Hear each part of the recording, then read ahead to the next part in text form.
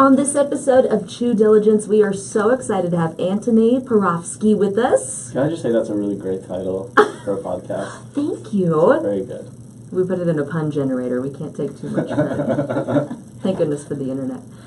Food and wine expert from Queer Eye. We know you have an incredibly busy schedule, especially filming in KC. Thanks for stopping by. Of course, I'm super excited to be here. It's always nice to do something a little different. As much as I love being on set, sometimes, it's nice to not put on makeup and just put on a cap and grab a cold brew and sit with a bunch of women and talk about food. Jill and I noticed when you walked in, you have a roastery with you. Tell us about your favorite coffee now. So I am obsessed with roastery. I order several cases. The first time that I called the head office and asked them to ship it, and they were like, okay, so what's the name of your business? I was like, no, it's just for me. And then I renewed it, and they asked me again. They were like, are you selling these? I was like, no, these are sadly just for me. I'm particularly obsessed. So the white can is the standard cold brew. It's the pure black. And I ordered the large cans of those. And then someone got me into nitro, which is nitrogen infused. Oh, yes. Did you know that a can of nitro is the equivalent of 3.5 cups of coffee? Yes, because I felt the after effects before. And when you have 3 of those, that's over 10 cups of coffee. Oh, my. So I stopped ordering the nitro because I was very twitchy. And now they have these cute, adorable little cans that look like they would sell them in Europe, the way that Europeans drink their soda. So I try to limit it to these, and I have a bottle of water with every coffee that I have. To even it out. To even it out, yeah. I'm not sure if that's a thing, if it really lowers the caffeine intake, but it's what I tell myself. Keeps you hydrated, Mm-hmm. if nothing else. There you go. Jill and I usually start off with the first of food. I'm a little interested, from you being an out-of-towner to Kansas City for a while, where you have found in town that you love. Oh, gosh. In terms of restaurants or just food in general? Yeah, restaurants, sit down to eat. We talked to Bobby. I got a chance to interview him about a month ago. He said he loved Novel. Novel is fantastic. So our OG, the show creator, David Collins, invited me to dinner there as soon as we landed earlier this summer. And Novel was really just fantastic. I love the decor. The chef is from New York, supermarket driven, and really lovely. What he did with peaches. They were limited this summer. We didn't have the best peaches, but he made the best with what they had, and just using fresh local ingredients, which I really appreciated. Where else do I really love? I love the bacon at Sundry. Oh. Have you been? Have you heard of it? Yes. So Chef Kara, it started out as a food truck, and it's kind of still like a food truck type setup. They close at 3, and she just cuts it the right thickness. She roasts it on a cookie sheet instead of in a pan, which just gets it perfectly crispy. And she's got lovely little pastries. Messenger Coffee are the best pastries in town, hands down. It's not even there's not even a close second. They're awesome at what they do. Where else do I really love? I've been to... Okay, my favorite barbecue... I'm sorry, I'm not really good with names. But it's the one that's a gas station. Joe's? Joe's KC? Joe's KC. The pork ribs, they just fall off the bone. They're crispy along the edges, super moist, and they're just fantastic. And the way the system works there with that insane lineup where you wait Yes. around the block, and then you get there and there's this lovely girl who's not having it, and she's just repeating everything, and it's all verbal. It's very impressive. But now you didn't have to wait in line, did you? Oh, I did. Did you? Yeah. Because I did it on a Saturday night recently. It was over an hour. Wow. We waited a good 20 to 30 minutes. We also showed up 20 minutes before they closed. And it was jam-packed. Okay, what's it like when the Fab Five shows up to wait in line at Joe's?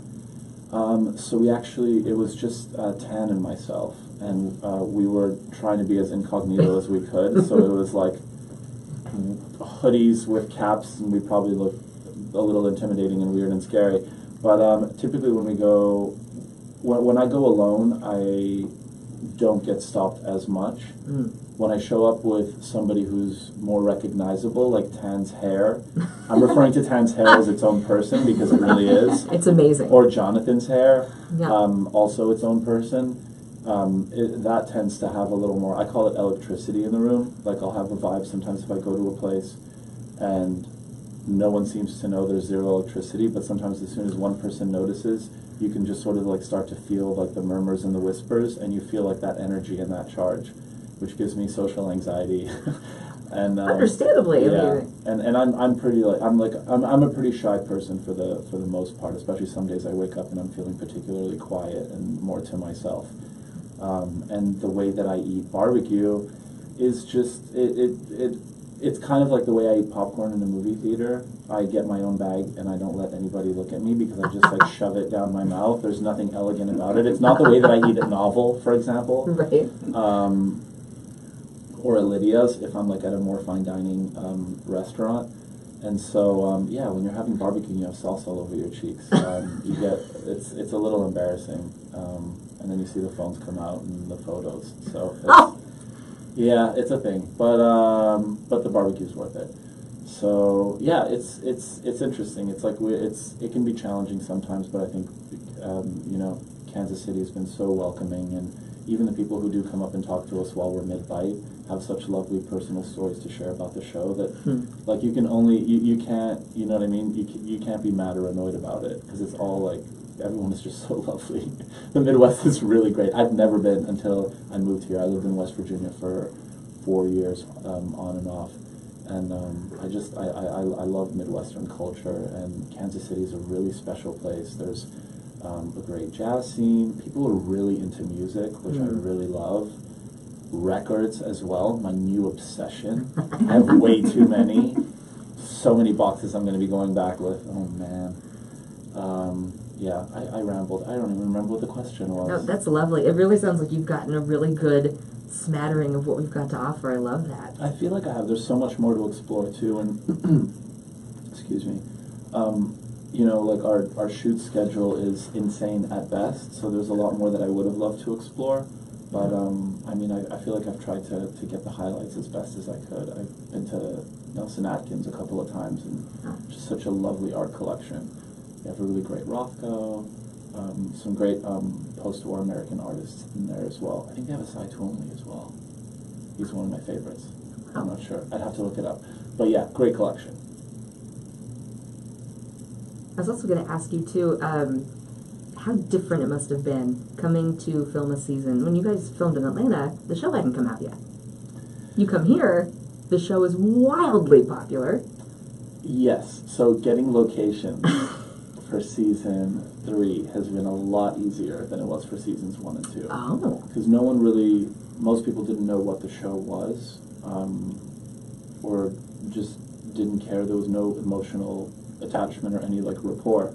So landing locations that we wanted to film at in restaurants, businesses, butchers, and all that kind of stuff was a little more challenging. But in Kansas City, when you arrive into a city where one of the buildings is literally lit up in pride colors, and you get a beautiful video from the dear sweet Mayor Sly, who has a pride bow tie, it's a very different vibe. So welcome wagon. It was very much a welcome wagon. We had a welcoming party with a bunch of like local businesses just to like let us know like whatever you need, you let us know when you reach out. And people have been so insanely welcoming and lovely. Now, I know from the chef community you've been popping up different places.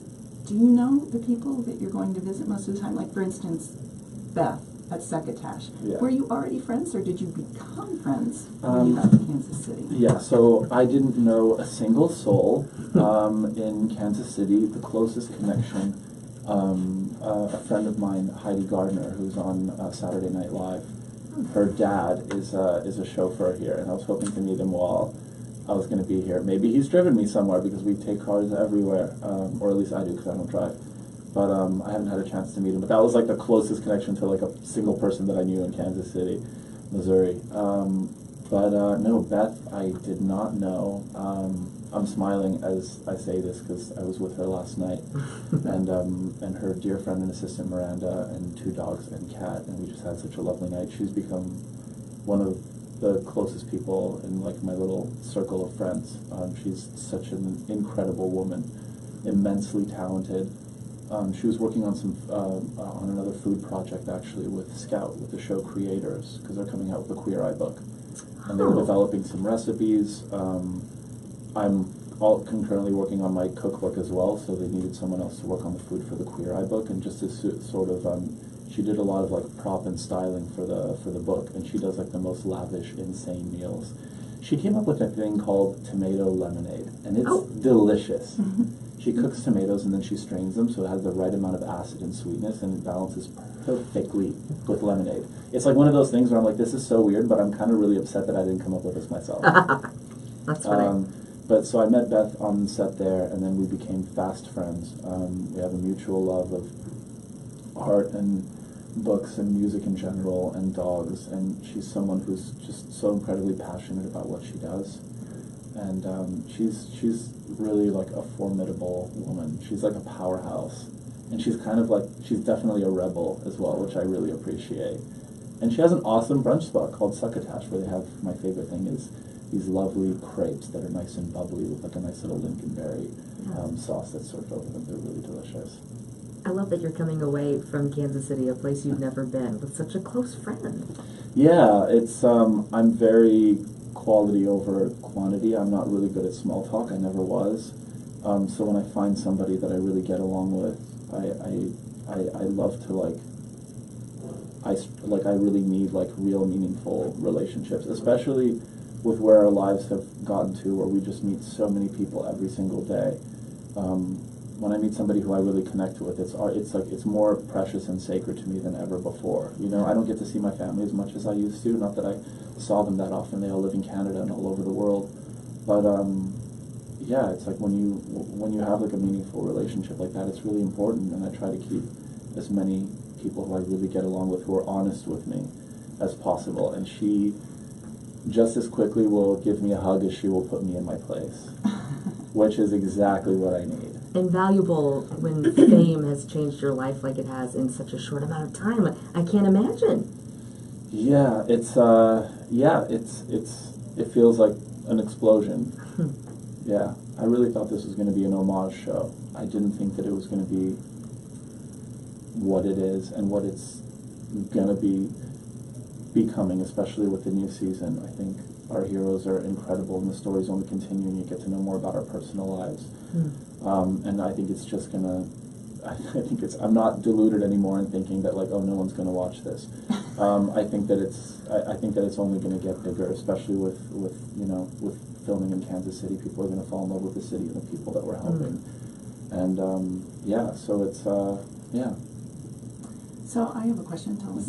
I went back in clips because I interviewed Ted Allen back in the day, and I found a ridiculous story that I wrote about toast and his love of toast. But be that as it may, I've also found out in that process that you know him quite well. Oh yeah. Yeah. Tell us a little bit about that connection. That's pretty cool. Ted does love toast.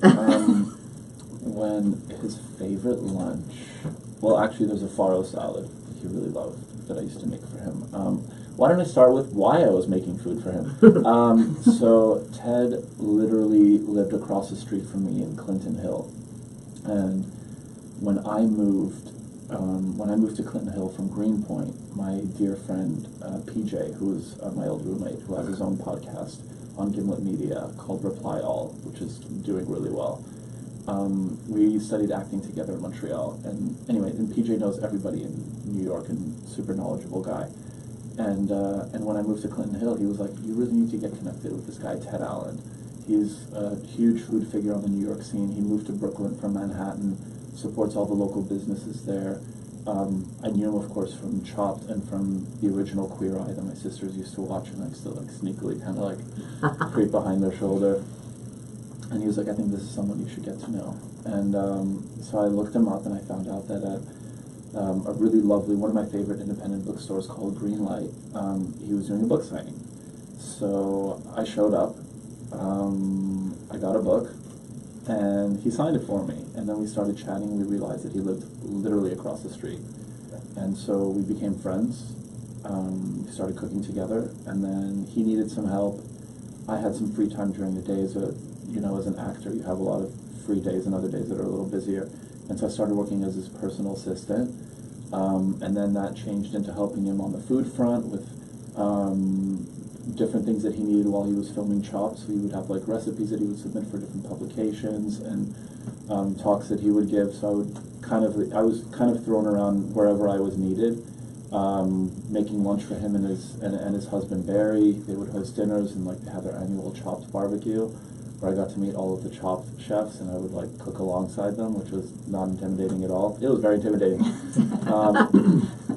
And then Ted Allen's husband, who's a collector of really important American furniture pieces from like the 1940s to 1980s of designers like Charles Halls Jones and Paul Evans and Carl Springer, like these awesome, they're artists. And so he wanted to start selling his pieces, so he opened up a gallery, so I helped him start photographing and documenting and sort of like doing like history and provenance research. I love to nerd out on anything that's interesting to me. And so basically I was just doing all these different things for the two of them. So I worked for Ted and Barry for I think about 2 years until I got another gallery job, and then Queer Eye came along, and I called him and I was like, so Queer Eye is being rebooted. He was like, yeah, I just had a meeting with David Collins, with the show creator. I was like, oh. And then there was like a weird awkward silence, and he's like, he calls me Antoni. He's like, Antoni, you don't want to do this, do you? I was like, I don't know. He's like, okay, let me put in a good word. And he kind of like helped fast track the process a little bit, because they were at the end of casting already. And then they threw me into the mix. I had an interview with the show creators, and they flew me to LA and chemistry testing, and here we are. Wow. Did you have any culinary background, professional in any way, or did you just kind of hang out with chefs and learn? I've always had a deep reverence for chefs. They're like my rock stars.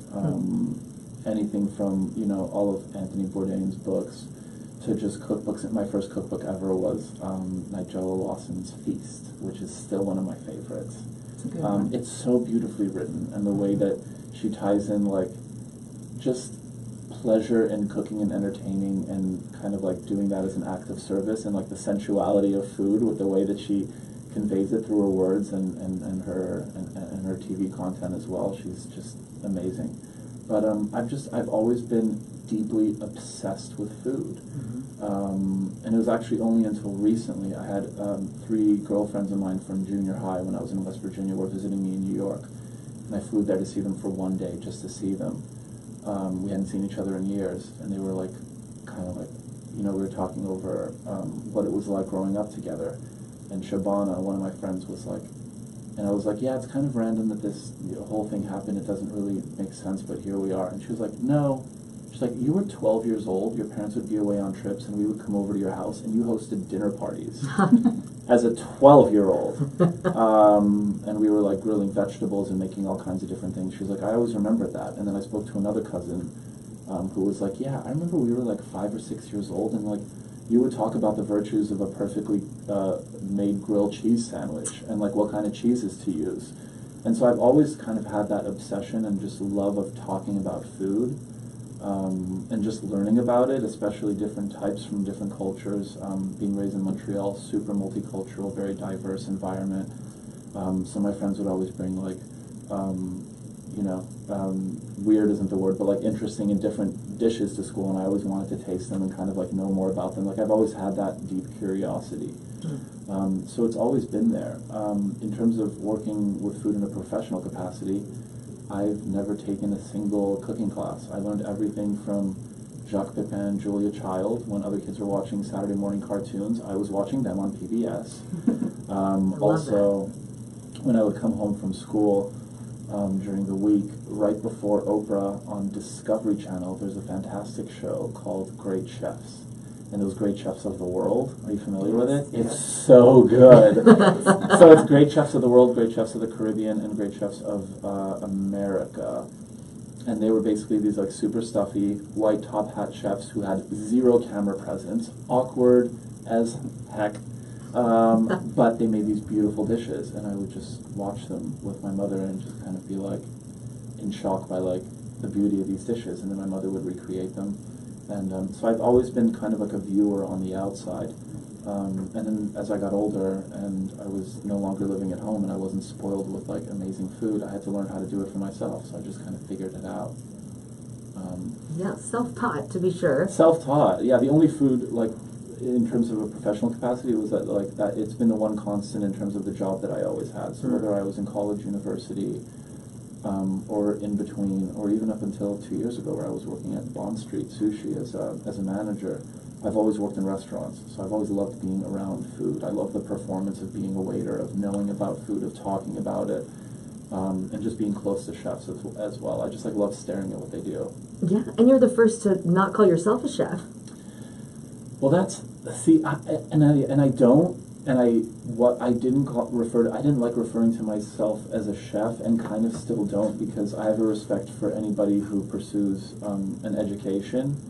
But I was speaking to a friend of mine who is a really talented photographer, and he's very passionate about food as well.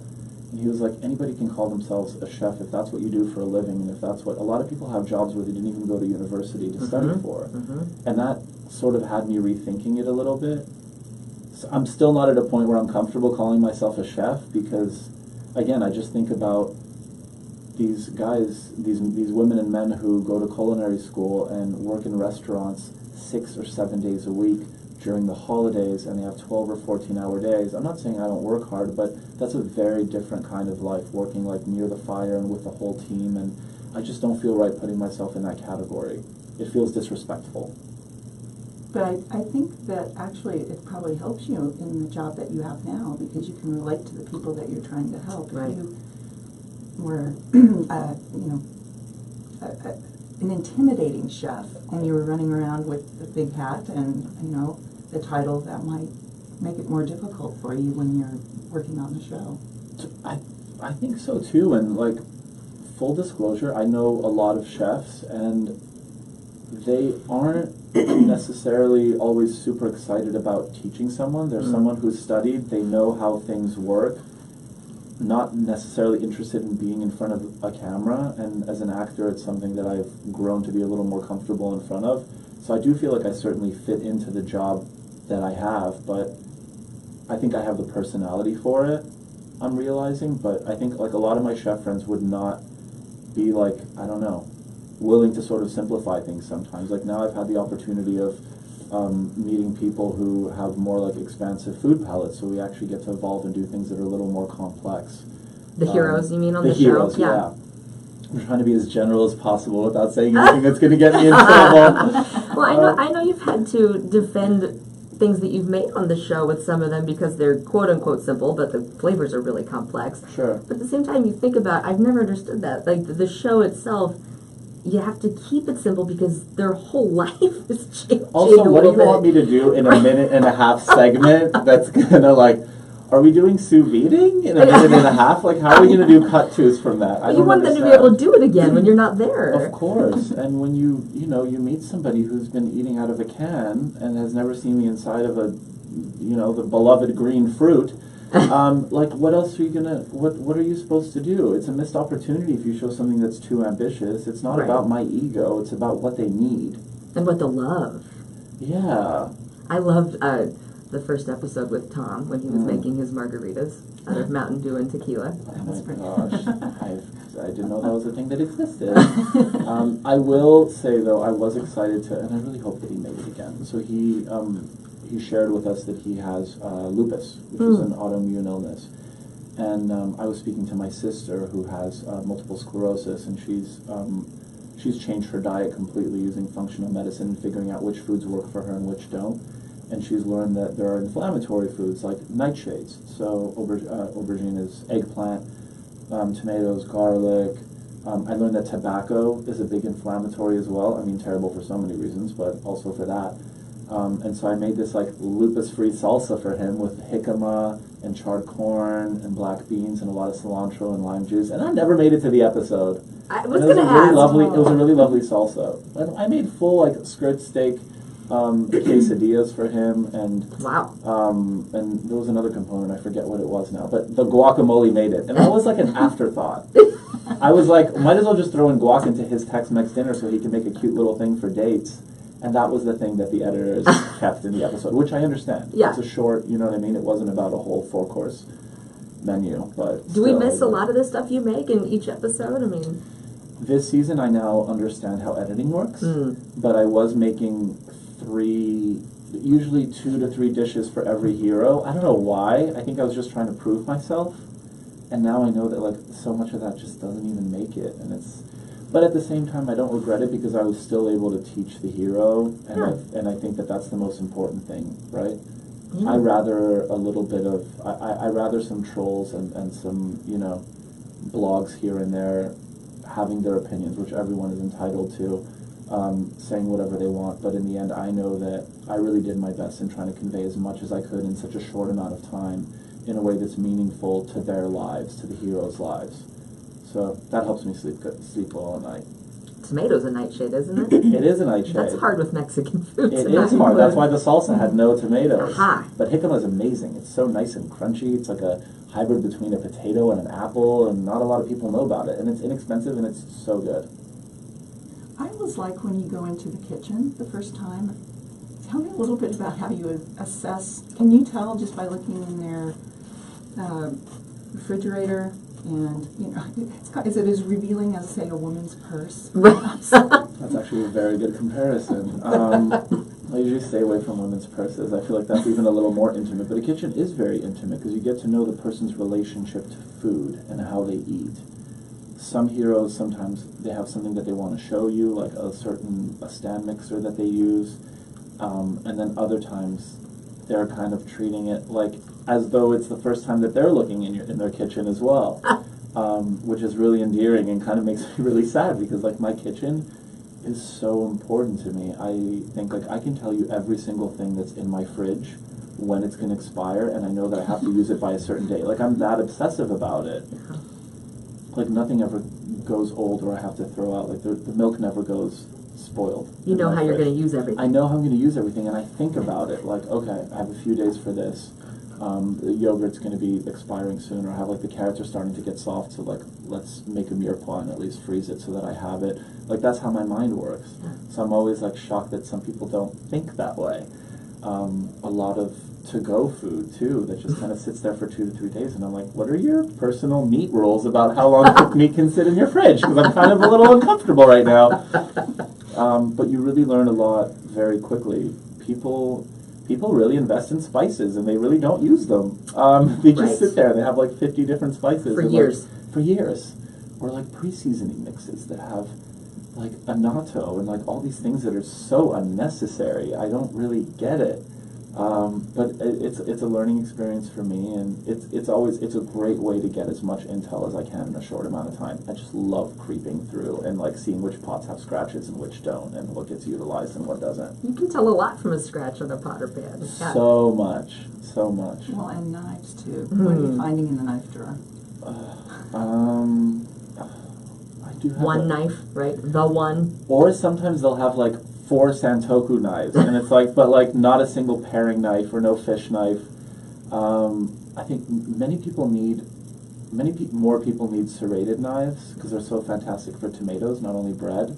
Or people use steak knives to chop their things, like to cut their garlic and their onion with, which is like, why are you using a paring knife for something so big?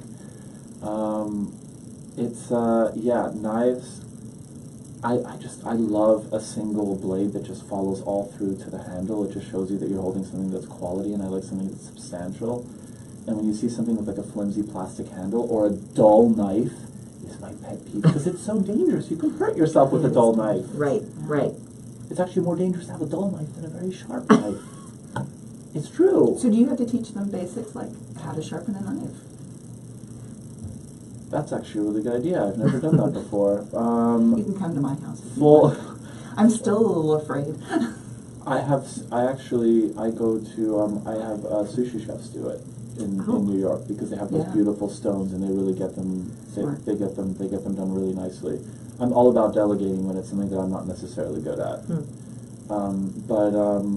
We have with this season also we had a lot of trade outs and different brands who donate their products for us to give, and this season has only been better. So I love spoiling people and giving them things that they've never, from like beautiful cutting boards to like a proper knife set where they just have everything.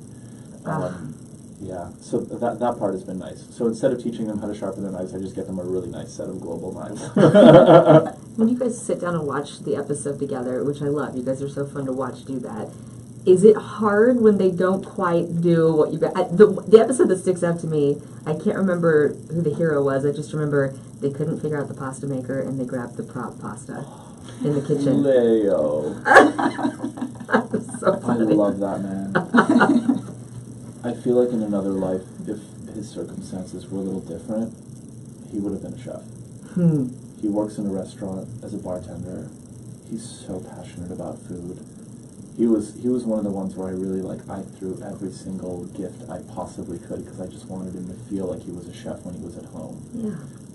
I had a set of F. Dick knives, really beautiful German knives, and they gave us 2 sets for filming, and I had one that I would bring to set with me, and then we had a second one that was just like an extra, and I gave him a full set because when we did our food demo, he was so impressed by the blades and the craftsmanship that I was like, this guy has to have He's this. in it. He's in it. So yeah, it is disappointing sometimes when it doesn't work. I don't know. I think he didn't add. I feel like the eggs were too small, or he probably should have added a little bit of water. I'm not one for To the pasta. gimmicky kitchen tools and pasta. It's so easy to make, but when you have super limited counter space and you want to make a lot at once, that Phillips machine is actually amazing. It's an extruder as well, so you literally just put in the dry ingredients, you put in your semolina flour, you put in your egg, water if you have to, but please use egg because it's so much better and it gives it a nice bright yellow color. And then it just does the whole thing for you, and all you do is cut it. So that's like a gimmicky is maybe not a nice word, but like a gimmicky tool that I actually really can support. And he was excited about making pasta. And some sauces, like an alla matriciana, which is like a delicate tomato sauce with the guanciale with the pork chow, like you need a fresh pasta with that. Like a carbonara, you want dry pasta because you really want to have that al dente, that little bite. Or like a cacio pepe. I'm going off now, but like when you have like a delicate sauce, I think fresh pasta is always so lovely, especially in the summer. Yeah. And I was just sad that he wasn't able to use fresh pasta. I hope he figured out his machine, Leo.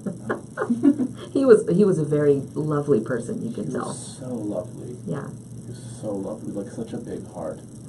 And they really all have seemed that way. There's not a character from the first couple seasons that you haven't really just been so endeared to. Has that been the same in Kansas City? It really has. Honestly, it's a testament to our casting department for, well, it's a big team, but specifically 4 amazing women. Ali Grant, Behan, Oguz, I'm butchering her last name, Danielle Gervais, and oh my gosh, I can't believe I'm stumping on her name, but I see her face right now. I apologize. I'm going to think about it, and I'm going to come back with it. But anyways, 4 amazing women who won an Emmy for casting for the season. You know, they not only casted us, but they cast these heroes. Gretchen Palick, of course. Gosh, sorry, Gretch. I love her. And just like 4, just super talented and like went out of their way, got here early to really like explore the city, learn about the businesses, learn about the culture here, and just really find heroes who we can relate to and who just have like incredible stories that are just gonna like warm everybody's heart and wet their faces with tears. Happy tears, happy tears. Happy tears. I laugh and cry at every episode. Same. Yeah. Really? Oh, I mean, Reliving it? actually, so I've only seen seasons 1 and 2. I've barely seen it once. I can't really watch myself. I made myself watch it just so that I would learn how I want to approach it this season. But other than that, I don't really get a joy of watching myself on TV. It makes me very uncomfortable. So I typically just like keep a very close relationship with the exec producers and like see what works and what doesn't, and try to be in touch with post and the editing team just to see like how I can always better myself and make the show run more smoothly. But yeah. How do you prep before you come to a city? Are you reading cookbooks? Are you, do you get any info on the people, the heroes that you're going to be working with? Do you start calling people in the city? How does that process work? Well, the thing is, with Atlanta, it was different because no one was allowed to know that we were there. We had like very strict NDAs, other than like 2 or 3 people in our lives. Like I had a lot of very close family members knew, but we weren't allowed to talk about it. So I wasn't allowed to engage in any outreach and be like, hey, what do you want to recommend? So we relied heavily on production. Kansas City, different story, because it was announced publicly. Yeah. So I had all kinds of emails coming from people like, I have a cousin who lived in Kansas City for 2 years, and here's a top 10 barbecue, and like all these different suggestions. So it's been a very different experience in this season of it. But it's in terms of preparation, it's like, I mean, the best way is just to go to local businesses and just try them out, and then everything just kind of like ends up fitting organically. Like we went to, when we found out about the Emmy nominations, we went to Blue Stem and we had just incredible meal. Oh my gosh, there was, they called it a gazpacho, but it was basically like this really lovely tomato consomme that was chilled. It's like the most flavorful broth I've ever had. It was so nice. And one of the best steaks I've had in a really long time as well. And they also had a really lovely, they had a really nice carbonara with breadcrumbs, which you feel like would be overkill with pasta and breadcrumbs, but it totally wasn't, and it was perfect, and it just added that textural element that you needed. And it had a bit of pork fat in the croutons. Sorry, I get off on tangents when we talk about food. We're the right people to talk to about the breadcrumbs on the pasta. Yeah. But I'm sorry, what was the question? I went off on pasta, and now I have pasta in my mind. How you prep, because right. I think about moving to a different city, or even traveling to one, and sometimes you think, well, what restaurants do I need to go to? Where would I find, even a grocery store? You don't know how to get around, and so well, we have an amazing production team who helps us with all of that. I'm also lucky enough to have Beth in my life. She's been immensely helpful and supportive.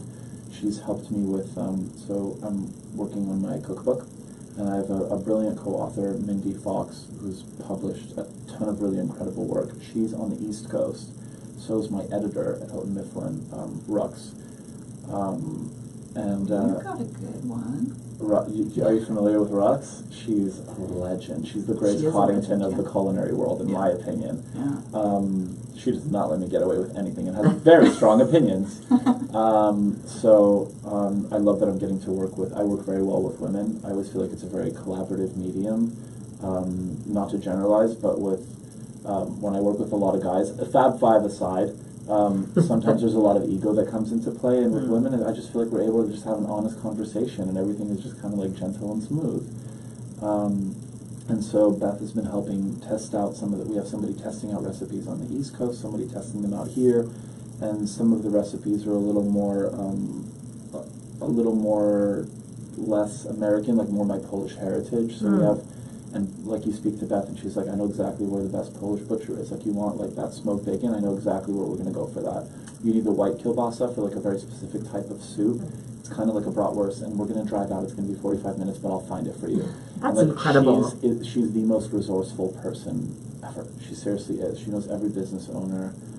She's really awesome.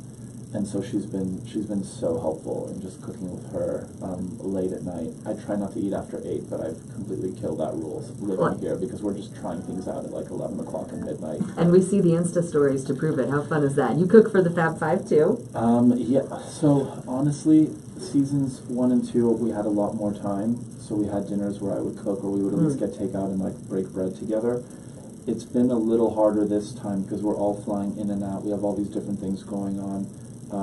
But whenever I have something, I try to bring it to set the next day and have them try it from the cookbook. But I'm not getting to do it as much as I did, unfortunately, and I do miss that part. Sure. But whenever there's a dessert, rest assured that Tan will come over, because he has the most insane sweet tooth. He has the sweet tooth of like an unsupervised 5-year-old child. That surprises me. I don't know, because I have a sweet tooth too, but he seems so, I don't know, proper and put together. Sweets. So he came to Guadeloupe, which is a little French island in the Caribbean. He went with me and my stepmom over it was like right before the holidays, so it was winter. It was very cold. I remember because we took photos and we couldn't show our faces because we weren't allowed to be in photos together, so we had these ridiculous hats that we wore on the beach. And I don't know about you ladies, but when I'm in the Caribbean, I tend to stick to salads and grilled fish, and I tend to eat light. Yeah. Because we were on a French island, they served French milk, French butter, everything was imported. my stepmom was in shock. He would wake up in the morning and make us drive to a bakery and get like 2 pain au chocolat, 2 pastries, little madeleines, like all the treats. And he would do this twice a day. He was on vacation. He was on vacation. Wow. And I eat like that in the winter months, but like when it's like 100 degrees outside and you're like in the tropics, it was a sight to behold. So we had a lot of sweets that week, a lot of creme pat and everything. Yeah, he loves his sweets. So it sounds like you guys hang out a lot. Would you say you two are the closest? I think it's funny actually, because with Tan and I we didn't really speak that much except on set for the first couple of weeks of filming. I thought he was too nice. And apparently he thought I was too nice. And then we just had one night. The other boys were out at a bar, and Tan and I are kind of like the grandmas of the group, and we love our tea. And we left the bar early, and then we were like walking home, we were exhausted, and then he was like, I'll walk you to your door, because Tan's a gentleman, and it's what he does, and he's British, and that's who he is. And I was like, do you want to come in for a cup of tea? And he was like, yeah, sure. He came in, and he stayed there for 4.5 hours. He left at like 3 in the morning, and we were like two little schoolgirls. And so we became fast friends. But I have a different connection with each of my castmates in a different way. I think with Karamo and Bobby, it's more of like I have a respect for their professionalism, so we like focus more on the work, because they're both very like, especially Karamo's super professional, and with Bobby, I'm really interested. I love interior design and architecture, as I mentioned with Ted's partner Barry, who has furniture. So I love to nerd out about design with Bobby and see what he's working on, and I get really excited by the things the projects that he does and how he uses color, because I'm New York, so I'm very black and white. So I really admire his use of warm tones. And then even with Karamo, since, with his background in social work, my background is psychology. That was my bachelor's degree. That's what I studied. So I kind of like, I'm always interested to see how he's going to approach the hero and how he sort of goes about it. And then with Jonathan, we both have a love for food, and Jonathan brings out the little boy in me, and I get to be a little kid with him, which I love. And because he's very energetic. Like that all the time? All the time. Non-stop, 24/7. Again, he was someone who, when I first met him, he still reminds me. I was overwhelmed by that amount of energy, because I can be very on, but I can also be very quiet and sort of reserved and a little to myself. And at first, I just didn't know how to. Not that I had to deal with him, but I just didn't know what to do with all that energy. It was just overwhelming at best. But now it's like I couldn't imagine not having him in my life. Like I just feel so. I even think about like I wear a lot of kimonos these days, and every once in a while like a crop top just to be silly. And I've really sort of opened myself up in many ways.